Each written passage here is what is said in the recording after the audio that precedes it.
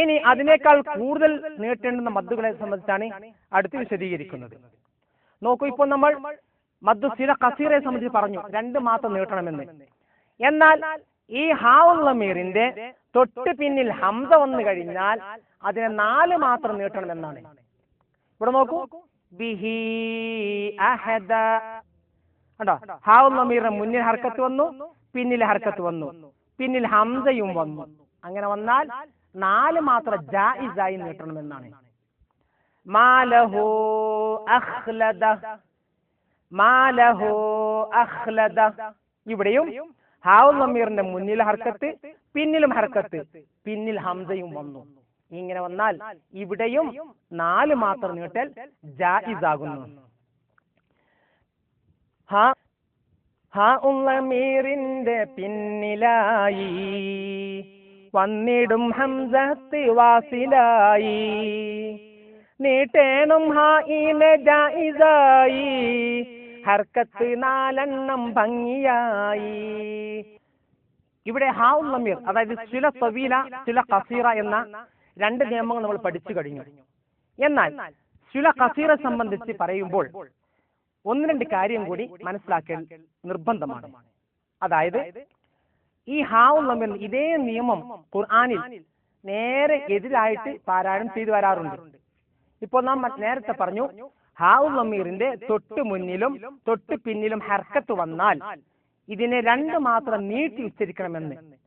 എന്നാൽ പരിശുദ്ധ ഖുർആനിൽ സൂറത്ത് സുമറിലും സൂറത്തുൽ ഫുർഖാനിലും ഈ നിയമത്തിന് എതിരായിട്ട് 2 സ്ഥലത്ത് വന്നിരിക്കുന്നു. ഇവിടെ നാം സാധാരണ ഫോളോ ചെയ്യുന്ന ഹഫ്സുൻ അൻ ആസിം റളിയല്ലാഹു അൻഹുവിന്റെ ഖിറാഅത്ത് പ്രകാരം ഇവിടെ നോക്കൂ, വയഖ്ലുദു ഫീഹി മുഹാന എന്നാണ് ഓതേണ്ടത്. ഇവിടെ നമ്മുടെ നിയമപ്രകാരം ഹാഉൽ ലമീറിന്റെ മുന്നിലും പിന്നിലും ഹർക്കത്ത് വേണമെന്നാണ്. ഇവിടെ മുന്നിൽ ഹർക്കത്ത് വന്നിട്ടില്ല, സുക്കൂനാണ്, യാഇൻ സുക്കൂന. പക്ഷെ ഇവിടെ ഹഫ്സ് റളിയല്ലാഹു അൻഹു ഫീഹി മുഹാന എന്ന് 2 മാത്രം നീട്ടിയാണ് ഉച്ചരിച്ചിരിക്കുന്നത്. അതുകൊണ്ട് നാം അതുപോലെ തന്നെയാണ് ഉച്ചരിക്കേണ്ടത്. അതുപോലെ യർളഹു ലക്കും, ഇവിടെ നിയമപ്രകാരം ഹാഉൽ ലമീറിന്റെ തൊട്ട് മുന്നിൽ ഹർക്കത്ത് വന്നിരിക്കുന്നു, തൊട്ട് പിന്നിലും ഹർക്കത്ത് വന്നിരിക്കുന്നു. അങ്ങനെ വന്നാൽ ഇവിടെ 2 മാത്രം നീട്ടി ഉച്ചരിക്കണം എന്നാണ് നിയമം. പക്ഷേ ഇവിടെ ഹഫ്സ് റളിയല്ലാഹു അൻഹു നീട്ടാതെയാണ് പാരായണം ചെയ്തത്. യർദഹു ലക്കും, യർദഹു ലക്കും. ഇവിടെ ഫീഹി മുഹാന, ഫീഹി മുഹാന. ഇങ്ങനെ ഈ 2 സ്ഥലം പ്രത്യേകം ശ്രദ്ധിക്കുക. അതുപോലെ തന്നെ ഇനി 4 മാത്രം നീട്ടേണ്ടുന്ന മറ്റൊരു മദ്ദാണ് അൽ മദ്ദുൽ ലീൻ. ലീൻ എന്ന് പറഞ്ഞാൽ മൃദുവായ എന്നാണ്. നമ്മൾ നേരത്തെ പറഞ്ഞു, ലീനിന്റെ 2 അക്ഷരങ്ങൾ സംബന്ധിച്ച് വാവും യാവും ഒരു നിശ്ചിത പോയിന്റിൽ നിന്നല്ല ആ 2 അക്ഷരം ഉത്ഭവിക്കുന്നത്. അതുകൊണ്ട് തന്നെ ആ അക്ഷരങ്ങൾക്ക് മദ്ദുൽ ലീൻ എന്ന് പറയും. ഈ 2 അക്ഷരം യാവും വാവും, ഇവിടെ യാന്റെ ഉദാഹരണം കാണിക്കുന്നുണ്ട്. യാന് സുക്കൂൻ വരിക, ശ്രദ്ധിക്കണം, ഇതിന്റെ ഷർത്തുകൾ.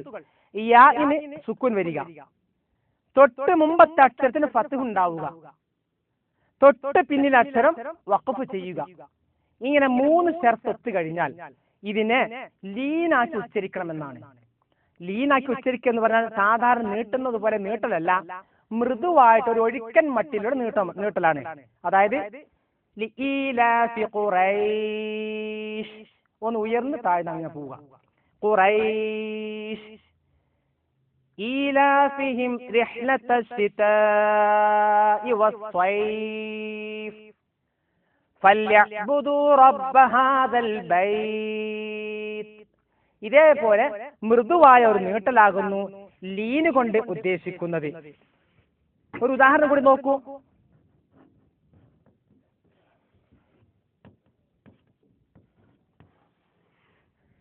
അസ്സലാത്തു ഖൈറും മിനൻ നൗം. ഇവിടെ നോക്കൂ, വാവ് നേരത്തെ നമ്മൾ യാ ആണ് ഉദാഹരണം പറഞ്ഞത്. യാവും വാവും സുക്കൂനായി വരിക, ലീനിന്റെ 2 അക്ഷരം സുക്കൂനായി വരിക. തൊട്ട് മുമ്പത്തെ അക്ഷരം ഫത്ഹുള്ളതാവുക. തൊട്ട് പിന്നിലെ അക്ഷരത്തിൽ വഖഫ് ചെയ്യുകയാണെങ്കിൽ ഇവിടെ 4 മാത്ര ജായിസായി മൃദുവായി നീട്ടേണ്ടതാണ്.